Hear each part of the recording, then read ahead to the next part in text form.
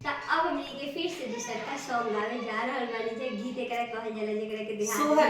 देहाती सोहर तो ये अगर अच्छा लगी तो दिल से लाइक शेयर कमेंट करना हमरा